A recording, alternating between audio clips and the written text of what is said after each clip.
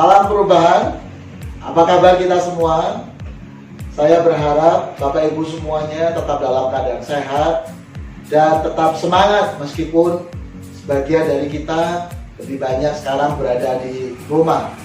Bersama saya Hans Alfred Rungkat.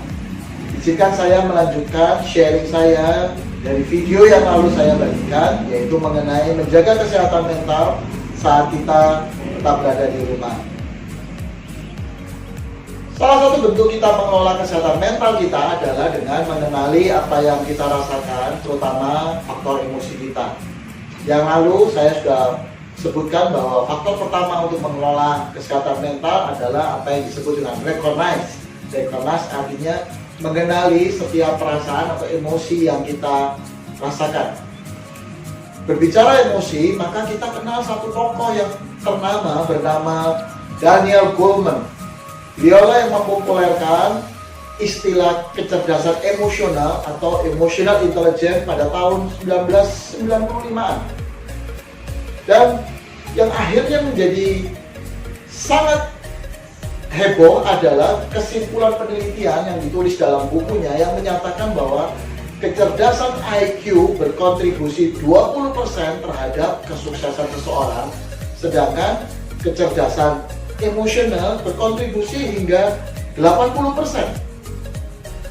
Hasil penelitian ini tentunya sangat menggoncangkan, salah satunya terutama pada dunia pendidikan, karena pada waktu itu semua sekolah sistem pendidikan sangat mengagung-agungkan faktor kecerdasan IQ yang biasanya terwujud dalam bentuk kecerdasan akademis yang tertulis di rapor ataupun ijazah. Sebelum Daniel Goleman mengungkapkan konsep emotional intelligence ini, maka aspek emosi dianggap sebagai hal yang sering kali diabaikan. Sebagai contoh, berapa banyak kita sering berkata pada anak kita, terutama anak yang cowok, "Hei, anak cowok, gak boleh nangis." Atau hal emosi juga bagi pria sering dianggap tabu atau aneh kalau mereka mengungkapkan emosinya. Atau berapa banyak orang yang sudah dewasa kemudian menutupi emosinya dan berusaha bersikap tegar. Kalau ditanya kabar selalu bilang, "Ya, baik-baik saja."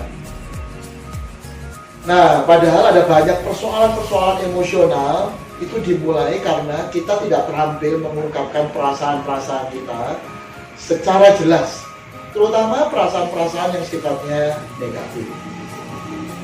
Jadi, jika demikian, mengapa emosi itu penting? Saya ingin menggambarkan lewat cerita yang saya kutip dari buku Emotional Management karangan Antonio G. Martin. Di sana digambarkan ada satu kisah tentang seorang dokter yang namanya Harold Shipman. Dokter ini disebut sebagai dokter maut dari Inggris karena dokter ini telah membunuh dengan menyuntikkan heroin kepada 215 pasiennya, sehingga 215 pasien itu mati dalam keadaan overdosis.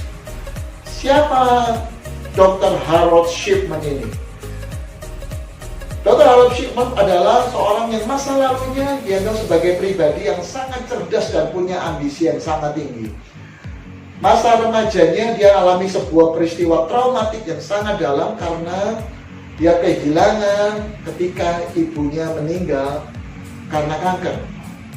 Mungkin pada waktu itu banyak orang yang berkata, "Ya, itu semua karena Tuhan yang mengambil, Tuhan yang memanggil pulang. Jadi intinya Tuhanlah yang menjadi sebab dari peristiwa kematian ibunya." Rasa kehilangan yang dalam itu kemudian berubah menjadi dorongan pemberontakan dan dendam kepada Tuhan. Itu sebabnya dia ingin mencoba dirinya menjadi Tuhan yang punya kuasa untuk mengambil nyawa seseorang dengan jalan menyuntikkan heroin kepada 215 pasiennya dan membiarkan mereka mati, dan dia beranggapan bahwa ternyata saya bisa jadi Tuhan yang bisa mengakhiri hidup seseorang. Lewat kisah ini kita bisa melihat bahwa emosi yang tidak tertangani dengan baik, yang tidak diungkapkan dengan cara yang sehat, seringkali bisa menjadi sebuah persoalan-persoalan besar di masa mendatang. Di video mendatang saya akan men-sharingkan tentang bagaimana kita mengenali emosi itu secara tepat.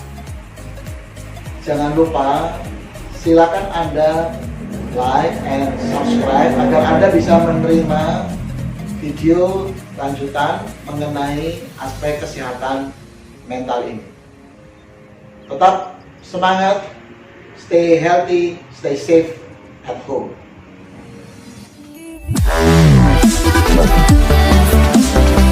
Wow.